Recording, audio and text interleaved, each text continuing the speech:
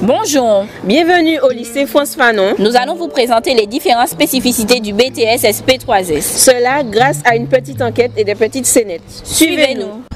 Mais à quoi sert ce BTS? Le BTS SP3S, il permet aux étudiants d'acquérir des compétences dans divers domaines, Oui. tels que la gestion administrative, la mise en œuvre de projets, l'orientation, l'accueil, l'information des usagers et des familles dans différents secteurs, comme le médico-social, le sanitaire et le social. Dites-nous tout sur le BTS SP3S.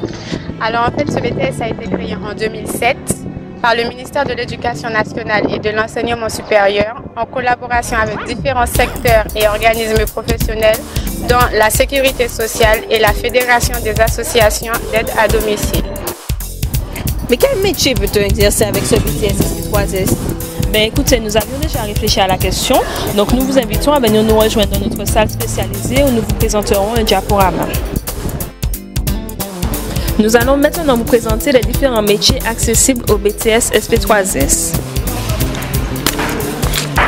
Nous avons le métier d'assistante de direction qui organise, coordonne, qui permet d'être en contact direct avec son supérieur hiérarchique. Ce métier s'exerce dans les structures sanitaires et sociales ou encore dans les maisons de retraite. Nous avons également le métier de coordinatrice d'aide à domicile qui consiste à gérer, animer et coordonner une équipe. Ce métier s'exerce dans les associations d'aide à domicile. Nous avons le métier de coordinateur de secrétariat médicaux qui participe au recrutement et à l'affectation des secrétaires médicaux. Bien sûr, on peut exercer le métier dans le milieu hospitalier. Il y a également le métier de gestionnaire conseil retraite qui consiste à accueillir, informer et conseiller auprès des futurs retraités. Le métier s'exerce que dans les organismes de sécurité sociale. Et enfin, le métier de gestionnaire en conseil allocataire qui permet d'écouter, d'orienter les usagers sur leur situation, de déterminer une prestation ou un service. Tout comme le gestionnaire conseil retraite, le métier s'exerce dans les organismes de sécurité sociale. Nous avons d'autres métiers tels que le métier de responsable de secteur ou encore de coordonnateur qui s'exerce qu'en CCAS. Quelles sont les qualités requises pour ce BTS? Pour ce BTS SP3S, les qualités requises sont des compétences rédactionnelles, d'analyse ou de synthèse, une capacité relationnelle telle qu'une qualité d'écoute ou encore travail en équipe. Il est important d'être autonome dans son travail personnel et d'avoir le sens de l'organisation. Ce BTS fait appel à de la créativité, du dynamisme et de la rigueur. Alors si vous avez toutes ces capacités, ce BTS vous est destiné. Nous vous présentons notre salle spécialisée où nous faisons régulièrement des travaux pratiques à l'aide d'outils informatiques.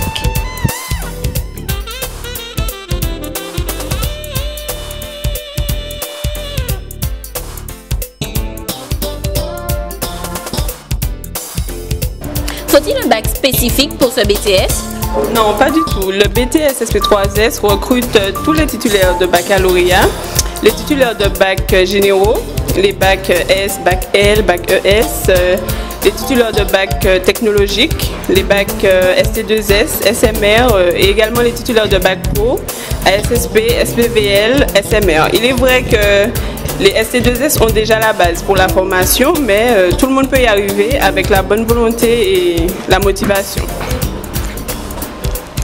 Et ce BTS n'est pas seulement fait que pour les filles. Bonjour Madame Rancier, professeur d'action professionnelle. Qu'est-ce que l'action professionnelle? Alors les actions professionnelles sont des activités réelles menées soit dans l'établissement, donc par exemple organisation de téléthons, rencontres avec des étudiants des promotions antérieures ou encore au sein des organisations pour répondre à des besoins ponctuels. Alors à cette occasion, les étudiants travaillent en groupe, en autonomie et sont guidés par les professeurs. D'accord. Quel est l'intérêt des actions professionnelles? Alors, les actions professionnelles ont un triple intérêt. Donc, elles permettent aux étudiants d'organiser leur recherche et le stage. Elles présentent un caractère professionnel dans la mesure où on peut dire que c'est un prolongement des modules MAS, méthodologie appliquée au secteur sanitaire et social, et TICP, technique de l'information et de la communication professionnelle, de mettre également en œuvre les activités professionnelles du référentiel et d'apporter des réponses en fait aux besoins exprimés par les institutions locales. Quelles sont les actions professionnelles réalisées par les étudiants? Alors, les étudiants, au cours de ces 2 dernières années, si je peux dire, ils ont conduit des actions diverses et variées qui contribuent en tout cas à leur savoir-faire ainsi qu'à leur filière de formation. Alors, ils ont conduit, donc je vais citer parmi celles-ci, je vais citer quelques-unes.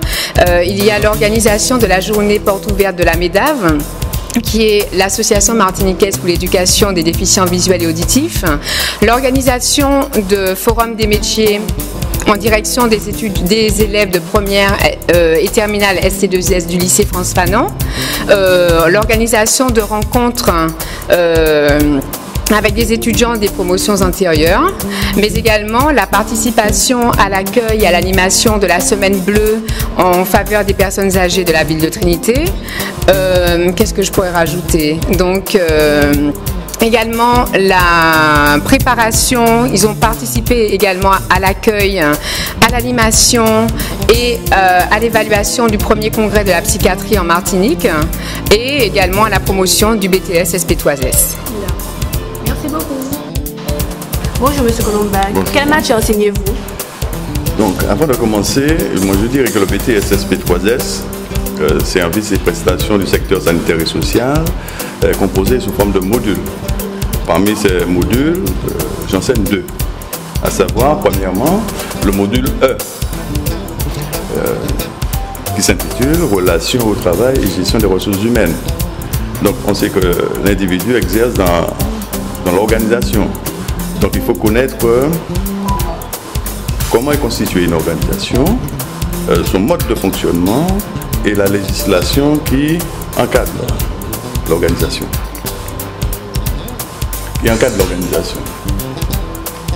L'organisation doit assurer sa pérennité. Donc, le mode de management influence la gestion des ressources humaines dans le cadre de la réalisation de sa mission. Donc, les étudiants doivent avoir des connaissances nécessaires sur la formation, le recrutement, la motivation, la performance, la rémunération, pour mieux comprendre les enjeux. Le droit est là pour encadrer les relations collectives et individuelles. Donc les étudiants doivent avoir des connaissances sur la législation sociale. Concernant le deuxième module, qui est le module F, qui s'intitule Technique de gestion administrative et financière, moi j'enseigne la partie gestion administrative. Donc nous connaissons l'importance de l'information dans la gestion de l'organisation, puisque l'information c'est le vecteur de la communication, de la coordination et de la connaissance. Donc les étudiants doivent avoir des connaissances sur le système d'information, la gestion documentaire et les outils d'analyse de gestion statistique.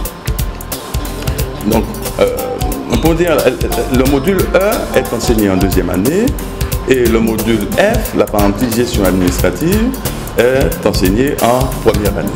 Voilà. Merci beaucoup. Bonjour Madame Soulé. Bonjour. Vous allez bien? Ça va, merci. Quelle matière enseignez-vous? J'enseigne la matière TICP, technique de l'information et de la communication professionnelle. Il s'agit donc du module D. Donc ce module va nous permettre dans un premier temps d'aborder les différentes approches de la notion d'information. En effet, l'information est primordiale dans ce secteur sanitaire et social, compte tenu du fait que c'est à partir de l'information que les besoins des usagers ou des patients pourront être décelés. Et c'est à partir de ce besoin qu'on pourra ensuite apporter une réponse. Et autre chose, par rapport à cette information, on va également aborder un aspect juridique, c'est-à-dire toutes les règles de protection de cette information. Ensuite, dans un second temps, nous allons aborder les différentes techniques de communication. Là, il s'agit plutôt de la notion d'échange. En effet, il y a toujours un échange dans ce secteur, des échanges entre professionnels, des échanges avec le patient, des échanges avec l'usager. Donc, il faut apprendre à communiquer et de manière professionnelle. Donc, on va donc aborder la communication orale, un exemple, les techniques de l'accueil, hein, la communication écrite, les différents types de courriers, et également la communication visuelle, l'affichage, les plannings. Voilà, en gros, ce qui sera réalisé en première année de BTS SP3S. Merci beaucoup, madame. Bonjour, madame Cétroise. Bonjour, Laurine. Comment allez-vous? Je vais bien, puisque j'enseigne une matière que j'aime bien sur le BTS SP3S. Et qu'est-ce que c'est? Alors, vous ne savez pas, mais vous êtes mon élève. Ah bon? Mais oui, enfin, pardon, c'est pas mon élève, mon étudiante. Ah oui, la méthodologie. Voilà, mais méthodologie, mais c'est trop court. C'est méthodologie appliquée au secteur sanitaire et social. Ah oui, excusez-moi. Alors, je vous ai expliqué ce que l'on fait en première année. Est-ce que vous pouvez me rappeler? Madame. D'accord. Très bien. Très bien. Eh bien, voilà. Alors, en première année, nous étudions les méthodes d'investigation. Alors, méthode d'investigation, il y a la recherche documentaire. Monsieur André, c'est quelque chose. La recherche documentaire. Aidez-moi. Des données aussi. Non? Non, les techniques d'enquête, l'enquête par questionnaire, l'observation et l'entretien d'investigation. Alors là,